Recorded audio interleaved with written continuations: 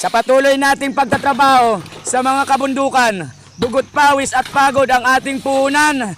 At ito ang ating pangunahing hanap buhay. Halos niyang nakakasawa ng gamiting puhunan dahil nga sa patuloy ng pagbaba ng ating kupras. Sana na may bigyan ng pansin ang aming daing, naming mga magbubukid.